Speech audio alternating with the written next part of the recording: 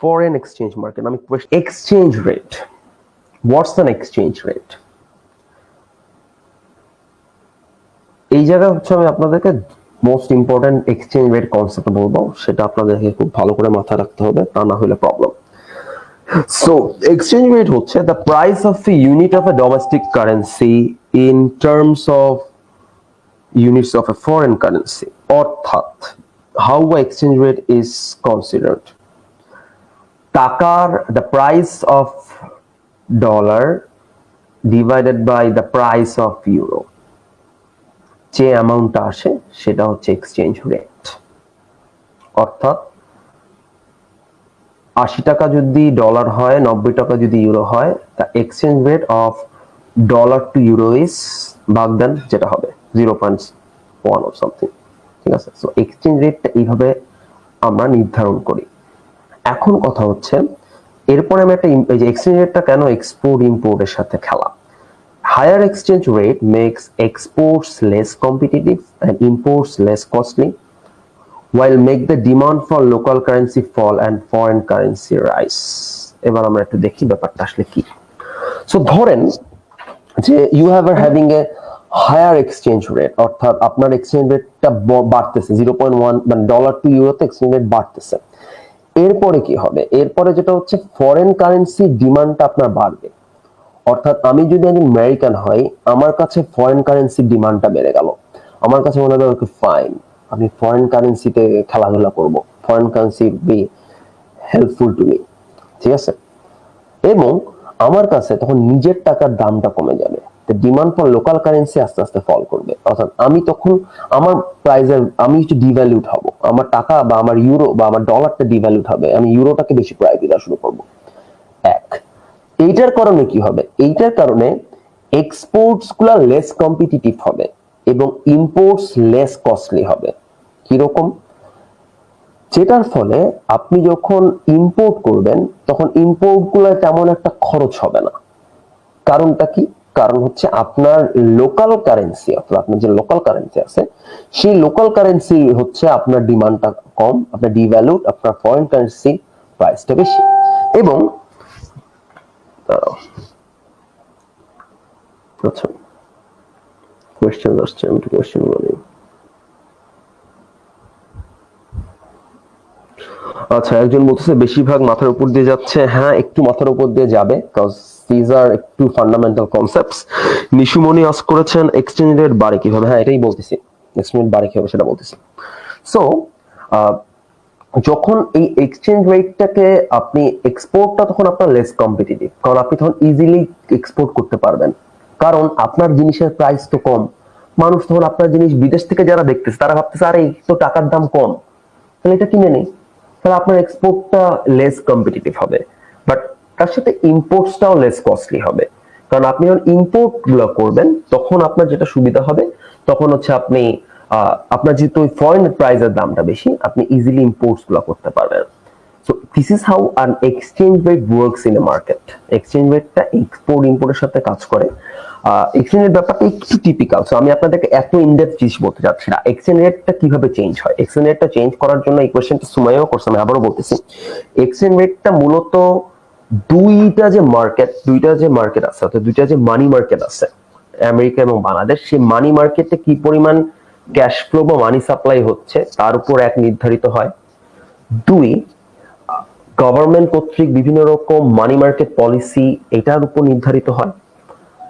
তিন নাম্বার যে জিনিসটা হচ্ছে সেটা হচ্ছে মার্কেটে প্রোডাক্ট বা কমোডিটি সার্ভিসের প্রাইসিং এর উপর নির্ভর হয়। এবং চার নাম্বার হচ্ছে স্টক মার্কেটের উপর নির্ভর হয়, অর্থাৎ ইনভেন্টরি স্টকিং, এই ব্যাপারগুলোতে এটা একটা নির্ধারণ করার ব্যাপার হয়। এগুলা হচ্ছে এক্সচেঞ্জ রেট বাড়া কমার ইন্ডিকেটর হিসেবে কাজ করে, এগুলা ডিরেক্ট এফেক্ট ফেলে এক্সচেঞ্জ রেটের উপর। This are the kind of indicators of exchange rate. So exchange rate নিয়ে আপনাদের এত জানা দরকার নেই, দিস ইজ আ ভেরি মানে প্যাচানো কনসেপ্ট, বাট এটা জেনে রাখেন যে এক্সচেঞ্জ রেট বাড়া কমা হচ্ছে এক্সপোর্ট ইম্পোর্টের সাথে খুবই বেশি ভালোভাবে কানেক্টেড, এবং এক্সপোর্ট ইম্পোর্টের বাড়া কমা হচ্ছে এক্সচেঞ্জ রেটের উপর নির্ভর করে। আমি তো আপনাকে বললাম যে আপনার যদি নিজের দেশের প্রাইসটা, অর্থাৎ আপনার টাকার পরিমাণ যদি কমে, তখন আপনার এক্সপোর্ট করা ইজি হবে, কারণ মানুষজন আপনারটা কিনতে যাবে, কারণ কম দামে পাওয়া যাচ্ছে। কিন্তু আপনার টাকার পরিমাণ যদি বেশি বাড়ে তখন কিন্তু আপনি এক্সপোর্ট ইজিলি করতে পারবেন না। হ্যাঁ, এখানে একটা ব্যাপার আছে, এখানে একটা বড় কন্ট্রাডিকশনের জায়গা আছে যে ভাই নিজের টাকার দাম কমায় এক্সপোর্ট ইম্পোর্ট করব, বাট এটা তো লোকাল মার্কেটে প্রবলেমেটিক হবে। দ্যাটস ওয়াই আমরা এটা করতে পারি না। আমরা এই জন্যই, তাহলে তো সবাই এক্সচেঞ্জ মার্কেট, তাহলে তো সবাই ফরেন এক্সচেঞ্জের রেটটা যার যার মতো করে চেঞ্জ করতো গভর্নমেন্ট ওয়েতে। এই জন্যই এইটাই ব্যালেন্স করার কারণে গভর্নমেন্ট একটা সাম্য অবস্থায় এসে এটাকে রাখে, সবার সাথে মিল রাখে। That's why এই জন্যই আমরা আর কি we don't see this drastic change in exchange rate. 80 টাকা থেকে হাইস্ট 85 হবে, 80 থেকে কখনোই 180 হবে না। কারণ গভর্নমেন্টের লোকাল মার্কেটেরও ব্যাপার আছে, ওই দেশের লোকাল মার্কেটের ব্যাপার আছে, এটার সাথে রিলেটেড অনেক স্টেক হোল্ডার্স আছে যারা এটা কন্ট্রোল করার দাবি রাখে। সো এইভাবে এক্সচেঞ্জ রেট একটা ব্যালেন্স সিচুয়েশনে থাকে। ওকে, আচ্ছা, এই পর্যন্ত কি কারো কোনো কোয়েশ্চেন আছে? If anyone has a question, এই পর্যন্ত আমি একটু দেখতে চাচ্ছি, এই পর্যন্ত কারো কোনো কোয়েশ্চেন আছে নাকি? আচ্ছা, খালিদ সাইফুল্লাহ একটু কোয়েশ্চেন করছে।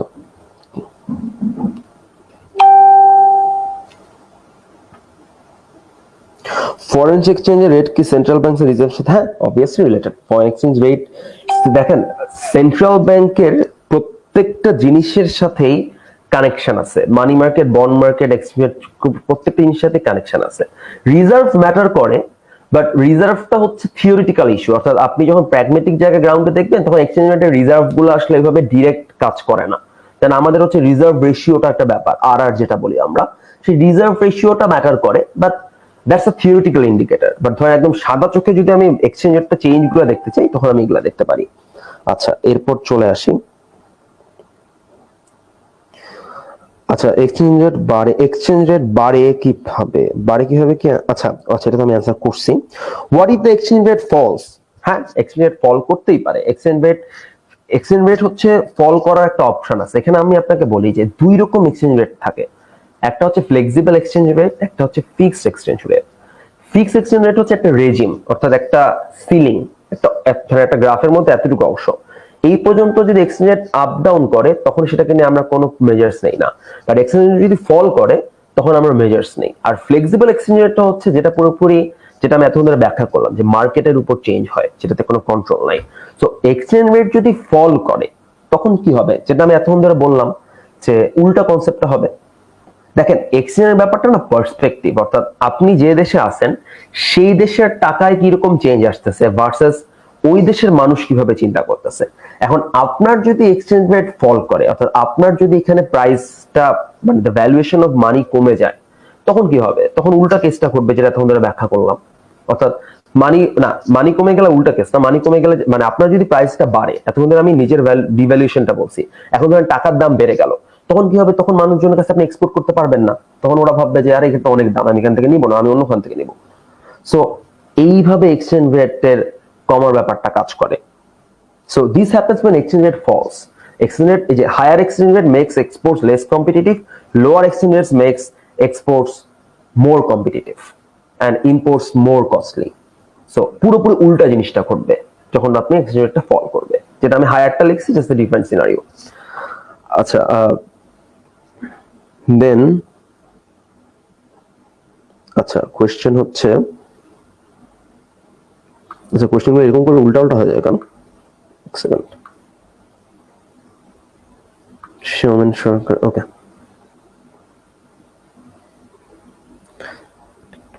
আচ্ছা, এক্সচেঞ্জ মার্কেটটা একটু সহজ করে বোঝানো যায়? এটা একটু বুঝি নাই। আচ্ছা, এটা আমি তাহলে আরেকবার সহজ করে বুঝাবো। ফরেন এক্সচেঞ্জ রেট কি সেন্ট্রাল ব্যাংকের রিজার্ভের সাথে, এটা অ্যানসার দিছি, লেস কম্পিটিটিভ, এটাও বললাম। আচ্ছা, প্রোডাক্টের ডিমান্ড না থাকলে এক্সপোর্ট তো বাড়ে না, সেক্ষেত্রে ইম্পোর্ট এক্সপোর্টের পর এক্সচেঞ্জ রেটের কারণে ব্যালেন্স হয় কিভাবে?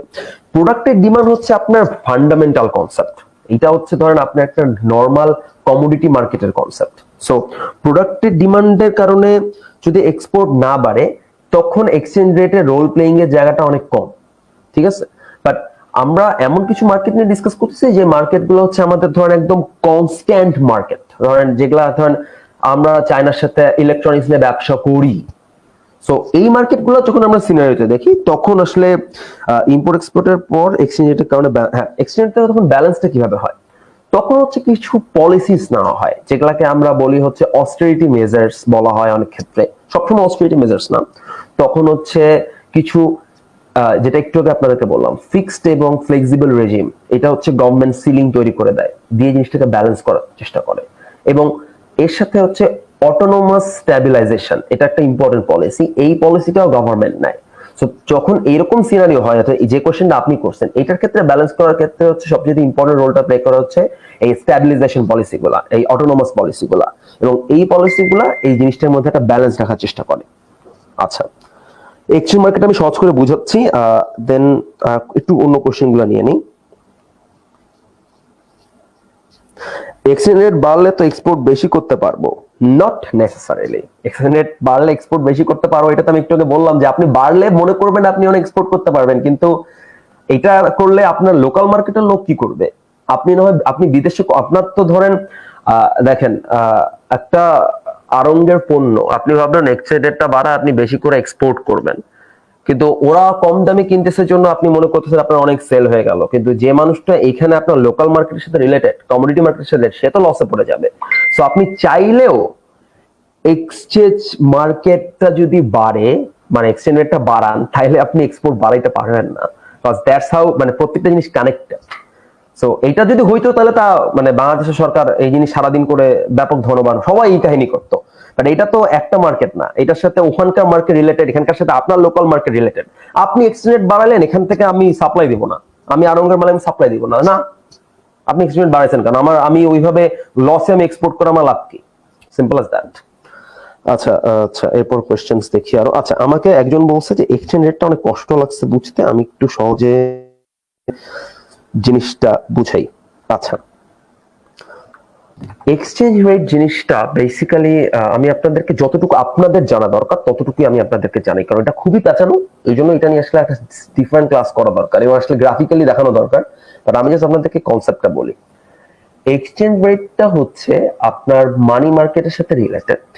সেন্ট্রাল এটাকে নির্ধারণ করে হচ্ছে মূলত সেন্ট্রাল ব্যাংক, স্টক মার্কেটের, এবং যারা হচ্ছে মার্কেটের গভর্নমেন্টরা পলিসি নেয়, ইনস্টিটিউট গুলা, এটা হচ্ছে এক্সচেঞ্জ রেটের ইন্ডিকেটর হিসেবে এরা মানে নির্ধারক হিসেবে কাজ করে, তারা এটার উপর একটা ভূমিকা রাখার চেষ্টা করে। এক, এটা হচ্ছে মাথায় রাখেন। 2 নম্বর জিনিস হচ্ছে এক্সচেঞ্জ রেটটা এক্সপোর্ট ইম্পোর্টের সাথে রিলেটেড। আপনার এক্সচেঞ্জ রেট বাড়লে আপনার নিজের টাকাটা ডিভ্যালুড হয়, বাইরের টাকার ডিমান্ডটা বাড়ে। সো অ্যাজ এ রেজাল্ট আপনার নিজের টাকাটা দিয়ে আপনি ডিভ্যালুড হওয়ার কারণে বাইরের মানুষ আপনার টাকার দাম কম পায়, তাই আর আপনারা বেশি পরিমাণ কিনতে চায়, সো এক্সপোর্টটা বাড়ে। উল্টা কেসটা হয় যদি এক্সচেঞ্জ রেটটা কমে যায়, কিন্তু এই জিনিসটা দিনের শেষে সম্ভব হয় না, কারণ লোকাল মার্কেট থেকে তাহলে আপনি সাপ্লাই চেইন পাবেন না, এবং আপনার গভর্নমেন্ট দেশের মানুষদের, অর্থাৎ দেশের মার্কেটটাকে পুরোপুরি ভালনারেবল সিচুয়েশনে ফেলে দিবে। সো এক্সচেঞ্জ রেটটা এইভাবে কাজ করে, এইভাবে এক্সচেঞ্জ রেটটা ব্যালেন্সড হয়। বাট এক্সচেঞ্জ রেটের ইন্টারন্যাশনাল মার্কেটে বড় রকম ভূমিকা আছে, কারণ এমন অনেক বিজনেসম্যান আছে যারা 100 টাকা দিয়ে এক দেশে একটা প্রোডাক্ট কিনে 108 টাকায় একটা প্রোডাক্ট আরেকটা দেশে সেল করে, এবং এখানে একটা 8 টাকার ব্র্যাকেট লাভ করে। এই যে ব্র্যাকেটটা লাভ করে, এইটা দিয়েও একটা বড় রকম ইনফর্মাল ইকোনমিতে ইনক্লুডেড হয়। সো এইটা হচ্ছে এক্সচেঞ্জ মার্কেটের কাজ। এক্সচেঞ্জ মার্কেট নিয়ে আর কোনো প্রশ্ন, আমি একদম সহজে আপনাদের 3-4টা লাইন বললাম, কারণ এর বাইরে এক্সচেঞ্জ মার্কেট নিয়ে আপনাদের জানা দরকার নাই, কারণ তারপরে ব্যাপারগুলো গ্রাফিক্যাল। সো আমি জাস্ট আপনাদের কনসেপ্টটা বললাম যে এক্সচেঞ্জ রেটটা কারা কারা নির্ধারণ করে, কি কি পলিসি এখানে আসতে পারে, নামগুলো অটো পলিসি হইতে পারে, এক্সচেঞ্জ রেট কি কি প্রকার, ফিক্সড আর ফ্লেক্সিবল। ফিক্সড হচ্ছে একটা সিলিং দিয়ে দেয় গভর্নমেন্ট, ফ্লেক্সিবলটা হচ্ছে যেভাবে চলতেছে সেভাবে চলতে দেয়, যাতে জিনিসটা ঠিক হইতে পারে, একটা ব্যালেন্স আসতে পারে। সো এগুলা মোটামুটি এক্সচেঞ্জ রেটের বেসিক। সো